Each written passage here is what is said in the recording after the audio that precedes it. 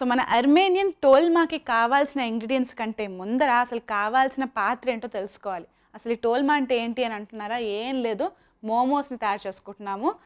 ఇంకా ఈజీగా చెప్పాలంటే మనం కూడా స్టీమింగ్ పద్ధతిలో బుజ్జు కుడుములు తయారు చేసుకుంటాం కదా, అదే తయారు చేసుకుంటున్నాం, కానీ ఒక ఆకులో. Interesting right? సో ఫస్ట్ మాత్రం మనకు కావాల్సిన ఎక్విప్మెంట్ ఏంటో చూద్దాము.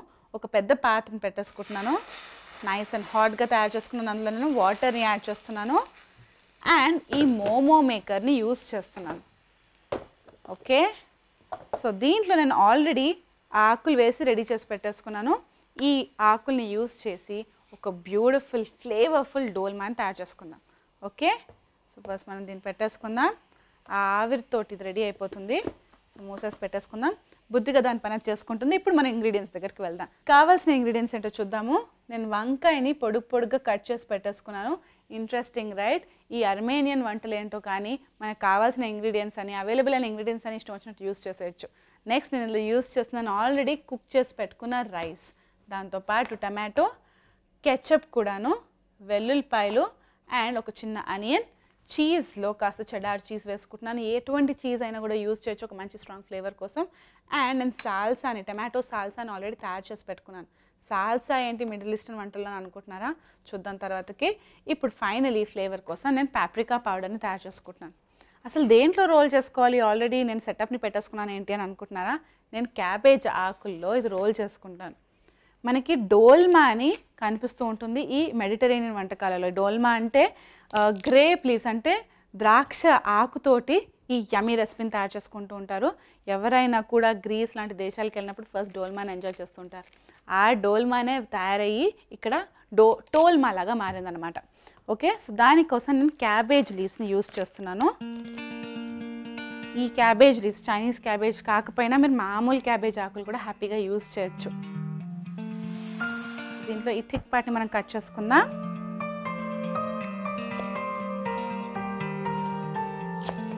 సో దట్ రోలింగ్కి ఈజీగా ఉంటుంది. ఒకవేళ మీరు రెగ్యులర్ క్యాబేజ్ని యూస్ చేస్తున్నారు అంటే ఇలా వెయిన్స్ లాగా థిక్ పార్ట్ ఉంటుంది కదా, అదొకటి సన్నగా మీరు స్లైస్ చేసినా సరిపోతుంది, లేకపోతే కట్ చేసుకున్నా కూడా సరిపోతుంది. Okay, that's all. ఆకులు రెడీ అయిపోయి ఇంకా మనం ప్రొసీజర్ స్టార్ట్ చేసేద్దాము. స్టఫింగ్ తయారు చేసుకోవడానికి ఈ సెటప్ని మనం కాస్త పక్కకి జరిపేసుకుందాం, కొంచెం వేడిగానే ఉంది. ఇప్పుడు మనం ప్యాన్ పెట్టేసుకుని లెట్స్ గెట్ స్టార్టెడ్. ఫస్ట్ కాస్త ఆయిల్ యాడ్ చేసుకుంటున్నాను. చాలా తక్కువ ఇంగ్రీడియంట్స్ తోటి ఫ్లేవర్ఫుల్గా స్ట్రాంగ్ ఫ్లేవర్స్ని యాడ్ చేసుకుంటూ ఒక మంచి మీల్ తయారు చేసుకోవాలి అంటే అర్మేనియన్ కుజిన్కే సాధ్యం. That's what we're gonna do now. చాలా తక్కువ ఇంగ్రీడియంట్స్ తోటి చాలా రిచ్గా ఇంట్రెస్టింగ్గా కనిపించే రెసిపీ ఇది. వెల్లుల్లిపాయలు నేను దంచేసుకుంటాను లైట్గా, ఇన్ఫ్యాక్ట్ చాప్ చేసుకుంటాను నేను. సో దట్ స్టఫ్ అయ్యేటప్పుడు మరీ దంచేసుకుంటే స్ట్రాంగ్ ఫ్లేవర్స్ అయిపోయేటట్టుగా ఛాన్స్ ఉంటుందన్నమాట, అందుకని.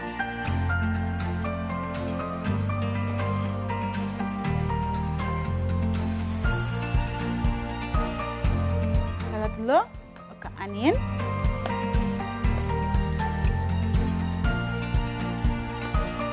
కాస్త పొడుగ్గా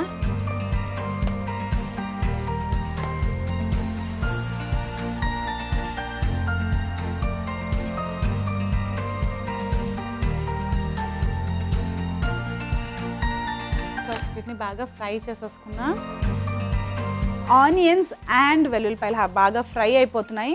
ఎస్, లీవ్స్ కూడా రెడీ అయిపోయాయి. మనం ఏం చేద్దాం అంటే మంట కాస్త తక్కువ చేసుకుందాం. నెక్స్ట్ నేను యాడ్ చేస్తున్నాను వంకాయ ముక్కల్ని. అసలు ఈ వంకాయలు మనం యూస్ చేస్తున్నాం అనుకుంటున్నాం, కానీ ప్రపంచవ్యాప్తంగా ఇంట్రెస్టింగ్ రెసిపీస్లో, మన ఏషియన్ మిడిల్ ఈస్టర్న్ రెసిపీస్లో ఈ వంకాయ కూడా కనిపిస్తూ ఉంటుంది.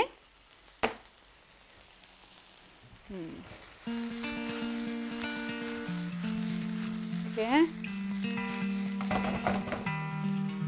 ఫ్రై చేసేసుకుందాం. దీంట్లో నేను ఆ మంచి ట్యాంగీ టేస్ట్ కోసం టమాటోస్ని కూడా యూస్ చేస్తున్నాను.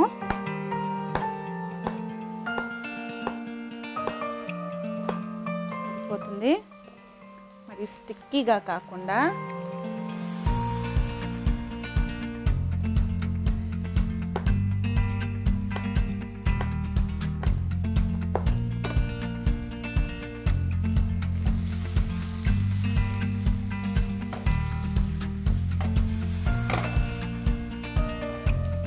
సాల్ట్ అండ్ వేసుకుంటున్నాను ఇందులో కొంచెం కెచప్. స్పైస్ సెక్షన్లో మనలో వేసుకుందాం పాప్రికా పౌడర్ అండ్ చీజీనెస్ కోసం ఈ చెడార్ చీజ్.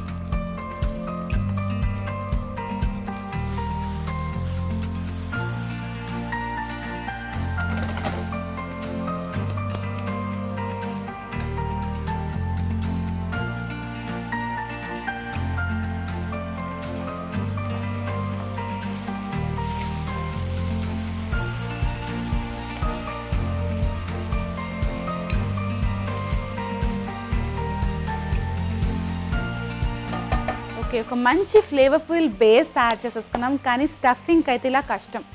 రైస్ని మన అర్మేనియన్ వంటకాలలో బాగానే యూజ్ చేసేసారు. అందుకే ఈ డోల్మాలో ఈ స్టఫింగ్లో కూడాను నేను రైస్ని యూజ్ చేస్తున్నాను ఒక మంచి హోల్సమ్ ఫీల్ కోసం. ఆల్రెడీ కుక్ చేసి పెట్టుకున్న అన్నాన్ని ఇందులో వేసేసుకుంటున్నాను. చాలాసార్లు ఇళ్ళల్లో ముందు రోజు మిగిలిపోయిన రైస్ లేకపోతే మధ్యాహ్నం మిగిలిపోయిన రైస్ని ఏదో ఒక విధంగా ఇలా రీసైకిల్ చేస్తూ ఉంటారు. అలాంటి రీసైక్లింగే ఇది, కానీ ఇంకా కొంచెం ఎక్కువగా స్మూత్గా గ్రేవీగా తయారు చేసుకున్నా అన్నట్టుగా.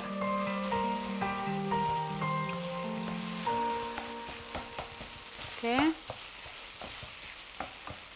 పర్ఫెక్ట్గా కలిసిపోయింది. Looks really nice. మనం ఆఫ్ చేసేసుకుందాం.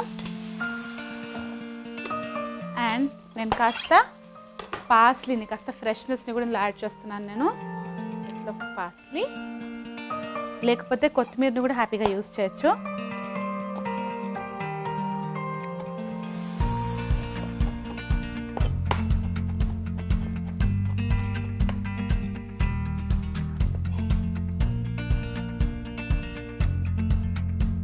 Quick toss.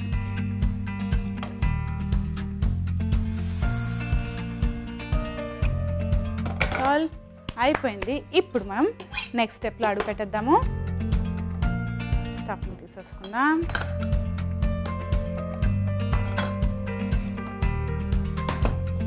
Beautiful stuffing, really good. ఇప్పుడు స్టఫింగ్ కోసం నేను ఫస్ట్ ఒక ఆకు తీసుకుంటున్నాను. కొంచెం అన్ఈవెన్గా ఉంది, కట్ చేద్దాం. దీంట్లో నేను ఫస్ట్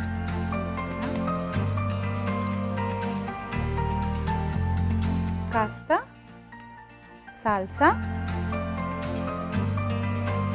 అండ్ ఈ యమ్మీ రైస్ మిక్స్చర్ని వేసేసుకుంటున్నాను. మధ్యలోకి పుల్ చేద్దాం. ఈ ఆకుని నీట్గా ఓపెన్ చేసి మనం రోల్ చేసేసుకుందాం. రైట్, సో ఫైనల్ది కూడా మనం స్టఫ్ చేసేసుకున్నాం. ఇలా పెట్టేసుకుందాం. ఇలాగా మూత పెట్టుకుని ఈ సూపర్ యమ్మీ అర్మేనియన్ టోల్మాని మనం పర్ఫెక్ట్గా స్టీమ్ అవ్వనిద్దాము. క్యాబేజ్ ఆకుల మీద ఆల్రెడీ పెట్టేసుకుని స్టీమ్ చేసుకోవడంతో మరి టూ మచ్ హీట్ ఎక్కువ ఆవిరి తగలకుండా బర్న్ కాకుండా లేకపోతే సాగి కాకుండా ఉంటుందన్నమాట. Simple trick and technique. ఇవేవి లేకపోతే ఇళ్ళల్లో ఇడ్లీ పాత్ర ఉంటుంది కదా, ఇడ్లీ పాత్రలో కూడా ప్రతి ఒక్క హోల్లో ప్రతి ఒక్క ఇడ్లీ తయారు చేసుకున్న బుజ్జి హోల్లో ఒక డోల్మాన్ పెట్టేసుకుని హ్యాపీగా స్టీమ్ చేసుకుని ఈ యమ్మీ రెసిపీని తయారు చేసుకోవచ్చు. రెగ్యులర్ క్యాబేజ్తో తయారు చేసుకుంటే ఇంకా ఈజీగా సులువుగా పెద్ద ఆకులు ఉంటాయి కాబట్టి రోల్ చేసుకోవడానికి కొంచెం సులువుగా ఉంటుందన్నమాట. కానీ టేస్ట్ మాత్రం సూపర్గానే ఉంటుంది. ఎస్, ఎలా ఆవిరి అవుతుంది, ఎంత బాగా స్టీమ్ అవుతుంది, ఎంత పర్ఫెక్ట్గా అవుతుంది ఇంకా చెప్పాల్సిన అవసరం లేదు. You guys are already an expert in that. ఏం చేస్తానంటే డైరెక్ట్గా ప్రెజెంటేషన్ తర్వాత మిమ్మల్ని కలుస్తాను.